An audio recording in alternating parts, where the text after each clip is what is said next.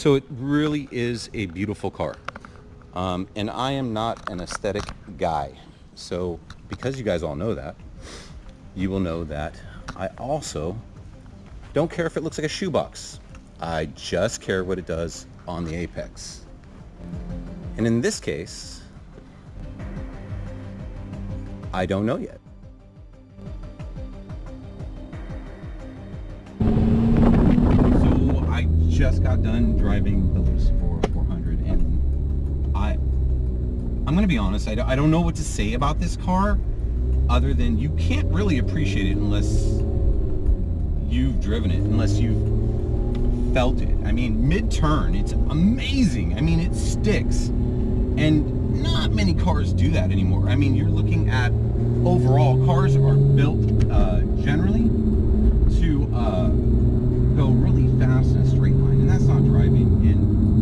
And this is comfortable enough where you could put your kid in it and they could go to the mall. It's really ridiculous. And it handles amazingly. And that's really all I care about.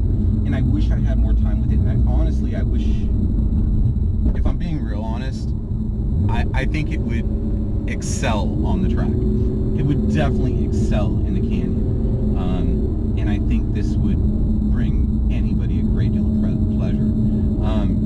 So thanks to Tom at Boardwalk Lotus, and thanks to Boardwalk Lotus for tolerating me, because that's really what you're doing. But I appreciate it. And if you're looking at one of these cars, you should really check them out. And if you haven't driven one of these cars, you don't know what you're talking about.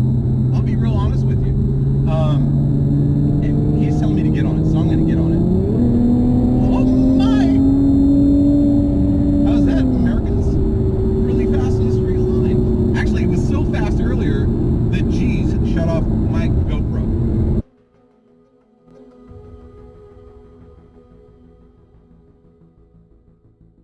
So, thanks to Boardwalk Lotus for letting us go out and test their 2017 LOTUS EVORA.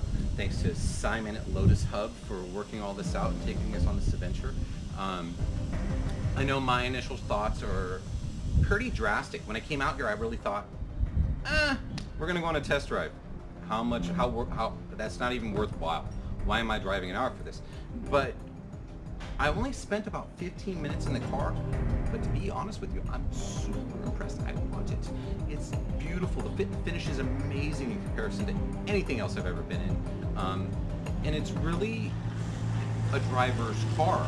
And I don't know how to explain that other than, I mean, the engine, the rev matching, I mean, it literally helps you set that entrance speed for that apex. Oh, absolutely. Everything on this, it says driver's car.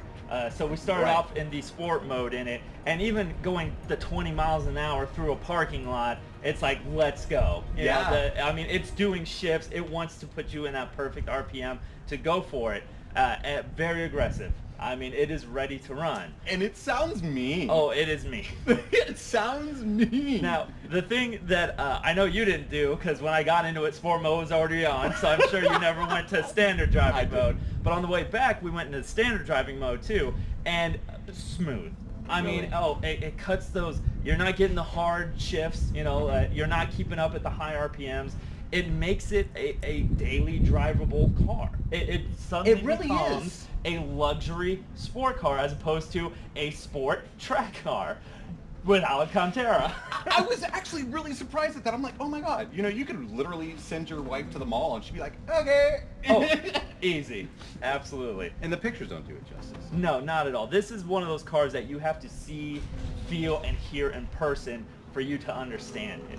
I mean, we've been around some pretty cool cars and everything like that, but I've never had that wow factor. That once you see it in person, it just hits you, because obviously I just go and look at pictures all day online of it. I'm like, oh, it's a good looking car. You know, that's okay. That's good. But then when you see it, you're like, no, this is a car. Right. And then especially when you get the rear, and I love the glass back where you can see the engine. I'm always a sucker for that one, but then again, who isn't? It's just a beautiful car. And it gives that exotic feeling. So, you know, you expect exotics to be quirky, and this is less quirky than anything I've been in. And it really, I'm just I want more. And that leads us to our next video. We're going to get the opportunity to try the Lotus Evora GT, which will have a little bump, a little more refinement to it. But after driving this, even for the short period of time, it's going to be a tough task for Lotus to do to improve even further on this. So I'm excited to see what they have for us. I am too. I mean, it'll be a fun road.